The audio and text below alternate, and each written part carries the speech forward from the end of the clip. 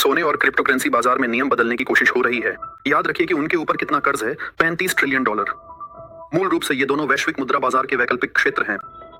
Washington की इन कार्रवाइयों से America के मुख्य उद्देश्यों में से एक स्पष्ट होता है। वे डॉलर में घटते विश्वास की समस्या को हल करने के लिए उत्सुक हैं। अमेरिका, जैसे उसने 1930 और 1970 के दशक में किया था, अपनी वित्तीय समस्याओं का समाधान पूरी दुनिया की कीमत पर करेगा और सबको कहां ले जाएगा? क्रिप्टो करेंसी के बादलों में रशियन प्रेसिडेंट पुतिन के एडवाइजर एंटोनी कोबियाकोव ने यूएस पे एक सनसनीखेज आरोप लगाया, जहां उन्होंने ये कहा कि यूएस अपने $37 ट्रिलियन के कर्ज को बिटकॉइन में बदलना चाहता है और बिटकॉइन में कन्वर्ट करने के बाद वो बिटकॉइन के प्राइसेस को कम कर देगा या डीवैल्यू कर देगा, जिससे अमेरिकन कर्ज बहुत कम हो जाएगा बिना पे किए हुए। एक बार तो रसिया यूएस के खराब रिलेशन को देखते हुए हम इसे रशियन प्रोपागेंडा समझ के डिसमिस कर सकते थे, लेकिन ऐसा ही कुछ सिमिलर आइडिया प्रेसिडेंट ट्रंप ने कुछ दिन पहले प्रपोज किया था, जहां उन्होंने बिटकॉइन के इस्तेमाल से अमेरिका के कर्ज को खत्म करने की बात की थी। तो ऐसा यूएस ने 1930s और 1970s में क्या डिसीजन लिया था जिसने पूरे दुनिया के इकोनॉमिक सिस्टम्स को हिला के रख दिया था, जो एंटोनी कोबियाकोव बोल रहे हैं कि दोबारा से यूएस वैसा डिसीजन ले सकता है जो कि पूरे दुनिया के इकोनॉमिक सिस्टम को रीसेट कर सकता है। तो इस बहुत ही कॉम्प्लेक्स टॉपिक को हम बहुत ही सिंपल तरीके से तोड़ के देखेंगे और समझेंगे। 1930 एक हिस्टोरिक टाइम था जिसे कि ग्रेट डिप्रेशन के नाम से जाना जाता है। उस टाइम यूएस के स्टॉक मार्केट्स क्रैश कर गए थे, बैंक्स फेल हो गई थी, फैक्ट्रीज बंद हो गए थे। फैक्ट्रीज बंद होने की वजह से लोगों की नौकरियां चली गई थी, जिसके कारण अनएम्प्लॉयमेंट रिकॉर्ड स्तर पे था। ऐसे में उस टाइम के यूएस प्रेसिडेंट रूजवेल्ट के पास ये चैलेंज था कि वो यूएस इकोनॉमी को रिवाइव कैसे करें। लेकिन अगर हम उस टाइम के यूएस इकोनॉमी को समझेंगे तो उसे डॉलर गोल्ड लिंकेज के नाम से जाना जाता था। इसका मतलब यह है कि अगर यूएस इकोनॉमी को नए डॉलर्स प्रिंट करने थे तो उसके बदले उन्हें कुछ गोल्ड की बैकिंग रखनी होती थी। एग्जाम्पल के लिए, अगर 20 नए डॉलर प्रिंट करने हैं तो उसके लिए एक गोल्ड कॉइन की बैकिंग चाहिए होती थी। लेकिन क्योंकि ये ग्रेट डिप्रेशन का टाइम था, प्रेसिडेंट रूजवेल्ट चाहते थे कि ज़्यादा से ज़्यादा करेंसी प्रिंट किया जाए, लेकिन अगर वो प्रीवियस सिस्टम पे चलते तो ऐसे में उन्हें बहुत ज़्यादा गोल्ड की बैकिंग की ज़रूरत होती नए करेंसीज को प्रिंट करने के लिए, जो कि ग्रेट डिप्रेशन के टाइम पे पॉसिबल नहीं था। ऐसे में प्रेसिडेंट रूजवेल्ट ने एक झटके में ऐसा डिसीजन लिया जिसने ग्लोबल इकोनॉमिक सिस्टम को एक तरीके से रीसेट कर दिया। उन्होंने डॉलर गोल्ड के लिंकेज को ब्रेक कर दिया और उन्होंने आर्टिफिशियली प्राइस सेट कर दिया गोल्ड का। पहले जहाँ पे $20 में आप एक गोल्ड कॉइन ले सकते थे, उन्होंने सडनली उसके प्राइस सेट कर दिया $35 में आप एक गोल्ड कॉइन ले सकते थे। तो इसके कारण क्या हुआ, यूएस करेंसी मैसिवली डीवैल्यू हो गया। अगर मैं इसे और सरल भाषा में समझाने की कोशिश करूं कि अगर 20 रुपीज़ में आपको पहले अगर 1 केजी राइस मिलता था और आज के दिन में वही 1 केजी राइस आप अगर 35 रुपीज़ में आपको मिल रहा है, तो आपका करेंसी कमज़ोर हो गया है। पहले आप 20 रुपये में वो चीज़ खरीद रहे थे, लेकिन आज सेम चीज़ आपको 35 रुपये में मिल रही है। तो सेम कंडीशन यूएस के साथ हुआ कि 40% तक करेंसी डिवैल्यू हुआ और इसके परिणाम बहुत ही भयावह थे दूसरे कंट्रीज़ के लिए। दूसरे कंट्रीज़ जिन्होंने डॉलर में सेविंग की थी, जिन्होंने डॉलर में इन्वेस्ट किया था, 40% तक उनके सेविंग्स तुरंत गिर गए। फॉर एग्जाम्पल, अगर किसी ने फ्रांस में $1000 सेव किया था, क्योंकि करेंसी 40% डीवैल्यू हो गई, कमज़ोर हो गई, तो उनका सेविंग अब $600 के बराबर हो गया। लेकिन इससे यूएस को क्या फ़ायदा हुआ, क्योंकि करेंसी कमज़ोर हो गई, यूएस के प्रोडक्ट्स डिस्काउंट पे बिकने लगे। जो प्रोडक्ट $1000 में बिक रहा था, आज वो $600 में बिकने लगा। इसके कारण यूएस की प्रोडक्ट्स की डिमांड वर्ल्ड के मार्केट में बहुत बढ़ गई। दुनिया के डिफरेंट कंट्रीज़ हो गए, फ्रांस हो गया, जापान हो गया, वो देखने लगे कि यूएस के प्रोडक्ट्स बहुत सस्ते मिल रहे हैं, तो उन्होंने यूएस के प्रोडक्ट्स को इंपोर्ट करना स्टार्ट किया। इसके कारण जो यूएस इकोनॉमी है वो धीरे धीरे रिवाइव होने लगी।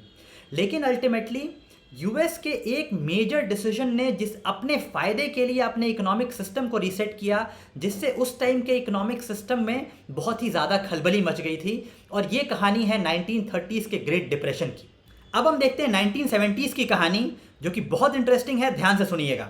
वर्ल्ड वॉर 2 के बाद जापानीज़ इकोनॉमी और यूरोपियन इकोनॉमी वॉर में पार्टिसिपेट करने के कारण कंप्लीटली कोलैप्स हो गए थे। उन इकोनॉमीज़ में किसी को भी कॉन्फिडेंस नहीं था।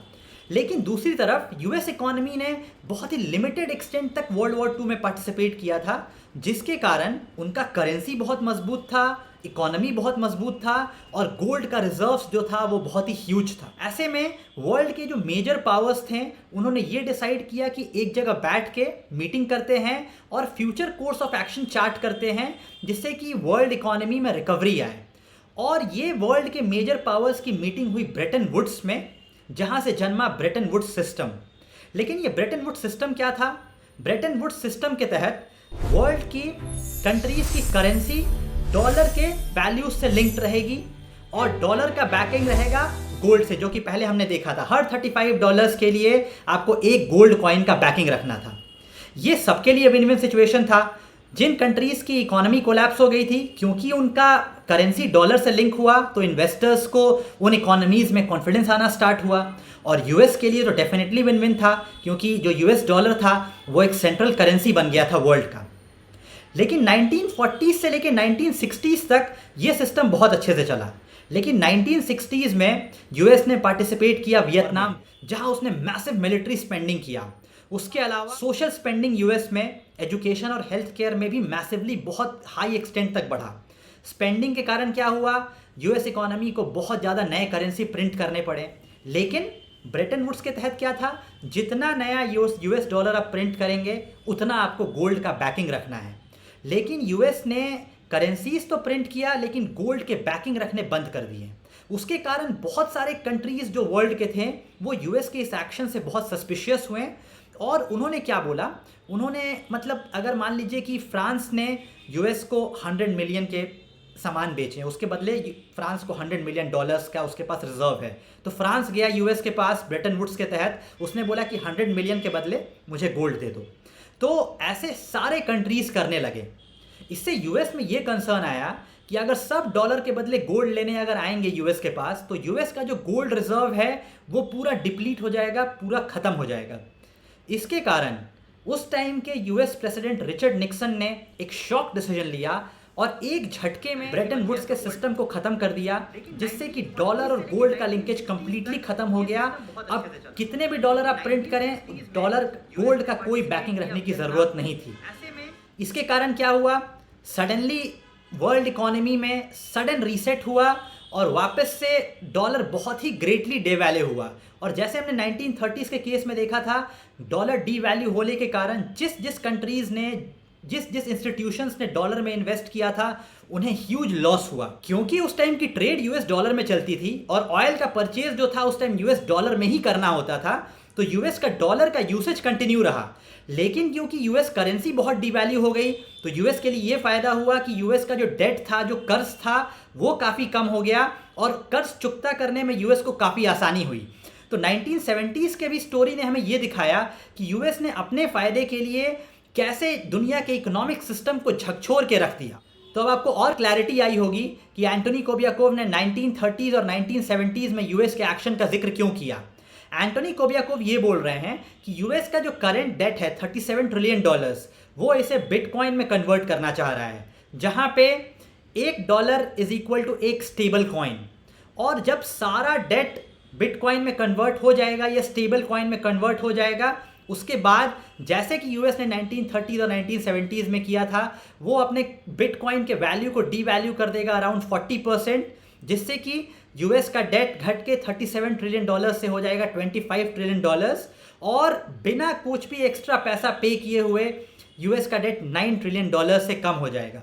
लेकिन क्या जो एंटोनी कोबियाकोव बोल रहे हैं और या जो डोनाल्ड ट्रंप ने भी जो एंटिसिपेट किया था कि वो बिटकॉइन से अपने डेट को पे कर देंगे, क्या वो इतना आसान है? ये देखते हैं। इसमें अगर हम पहला पॉइंट देखें तो अभी मार्केट में बिटकॉइन का टोटल सर्कुलेशन, मैक्सिमम सर्कुलेशन जो है वो हो सकता है 21 मिलियन बिटकॉइंस। और अगर $37 ट्रिलियन के डेट को 21 मिलियन बिटकॉइंस में बांटना है तो एक बिटकॉइन का प्राइस होना चाहिए $2 मिलियन के आसपास। लेकिन अभी बिटकॉइन का प्राइस है $60,000 एक बिटकॉइन का। तो 30 से 40 टाइम्स बिटकॉइन के प्राइस को बढ़ना पड़ेगा अगर ये रियलिटी में आना है तो, जो कि प्रैक्टिकली पॉसिबल नहीं लग रहा है। दूसरा चीज़ ये है कि जब भी यूएस कोई डेट लेता है तो उसका एक फाइनेंशियल और लीगल ऑब्लिगेशन है कि उस डेट को वो डॉलर के करेंसी में ही चुकता करेगा। ऐसा नहीं है कि वो सडनली डॉलर से चेंज करके वो बिटकॉइन के करेंसी में उसे कन्वर्ट कर सकता है। इसके कारण वो डिफ़ॉल्ट कर सकता है और डिफ़ॉल्ट के कारण पूरी यूएस इकोनॉमी भी कोलैप्स कर सकती है।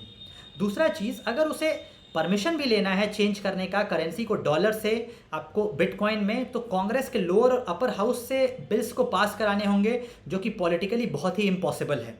तो जो ये एंटोनी कोबियाकोव ने ये जो एक थ्योरी दिया है कि बिटकॉइन को में वो डोनाल्ड ट्रंप अपने 37 ट्रिलियन डॉलर्स के डेट को कन्वर्ट करना चाहते हैं, अभी तो ये पॉलिटिकली फीजिबल नहीं लग रहा है, प्रैक्टिकल नहीं लग रहा है, लेकिन डोनाल्ड ट्रंप के रहते आप किसी चीज़ को नो नहीं बोल सकते हैं। तो हम ये टॉपिक को ट्रैक करते रहेंगे और आगे देखेंगे ये टॉपिक कैसे इवॉल्व हो रहा है। तो आशा करता हूँ दोस्तों आपको ये वीडियो पसंद आया होगा, और अगर पसंद आया होगा तो प्लीज़ मेरे वीडियो को लाइक करें, सब्सक्राइब करें, मेरे छोटा चैनल है उसे हेल्प करें ग्रो करने में। Thank you friends.